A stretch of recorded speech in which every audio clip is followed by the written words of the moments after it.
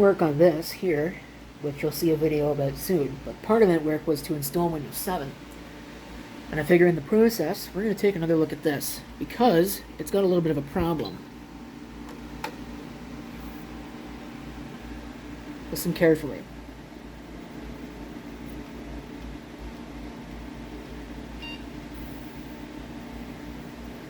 Don't know if you'll actually be able to hear it,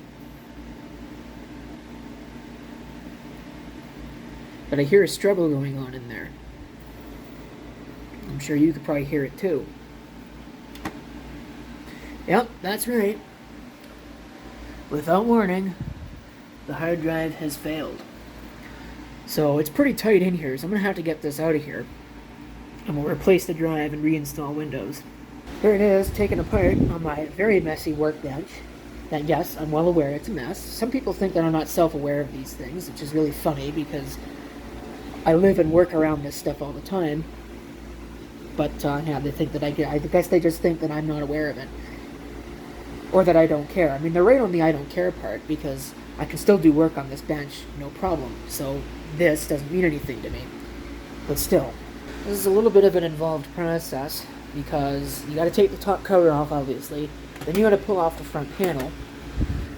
There's 3 screws on the front to pull this out, this whole assembly.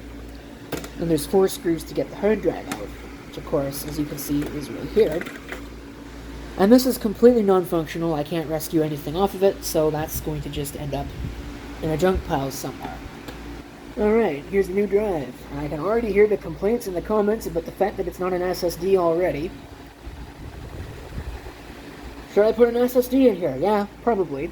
Am I going to? No, because I don't have one laying around that's appropriate for this particular task. He says, as these are sitting in the background, but these are 480 gigabytes. Way too big for this particular task. I have a source of 250s. I just have to actually get off my duff and get them out of where they are right now and erase them and all that other stuff.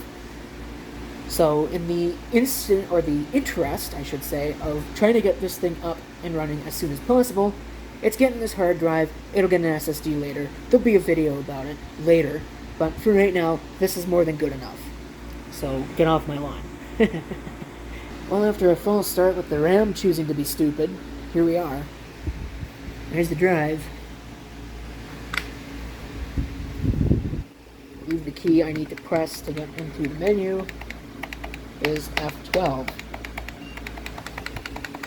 And hopefully it sees, there it is, my USB, oh, that was wrong.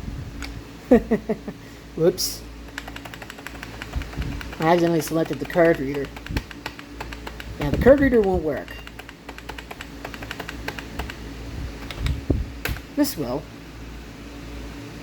At least it should work a little better.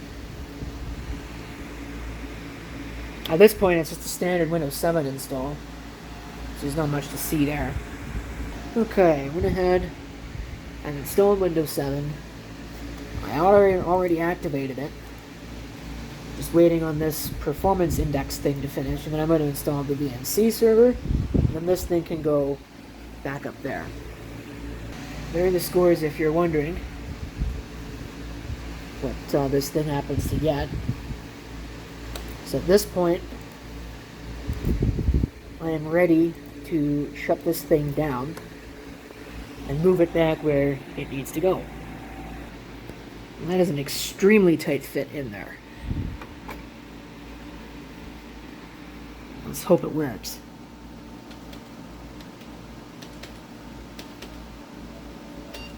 Okay, at least I got the beep. I do want it to come in here because this, wow, this is weird. Onboard LAN should be set to enabled, and this should be set to on. Now you should be good to go. I will do one last check and just make sure that the VNC is working as it should be. And of course the step after that is going to be to configure it. And like I said, I'm going to figure out some kind of a backup scheme. It's probably going to be my go-to Macrium Reflect I'll probably do the same thing with this one, because I don't think this one's got a backup setup either. And it really probably should. So we'll do that, and that'll actually also make it easier when I go to change these to SSDs. Change them to SSDs. Alright, so I verified that even in a logged out state like this, I can still connect to it. So there you go. That's pretty much all that I'm going to go over, because the rest of it is just configuring it for the low-end radio automation, and that's not really all that interesting or pertinent to anybody else's configuration. So I figured it's probably not all that worthwhile. If people want to see how all that's configured, I'll probably go over it in a different video. And just go over both of these machines, because that's what both of these do. Go over both of them at the same time in one video. That way there's no overlap between the two, because the configuration doesn't differ much between them. The difference is in the song setup that this one's got. It's, clean music instead of this one, which is everything in my library. So, but there you go. That's it for that. It's back up and running now. I just have to reconfigure all the other stuff, and that might actually take a while.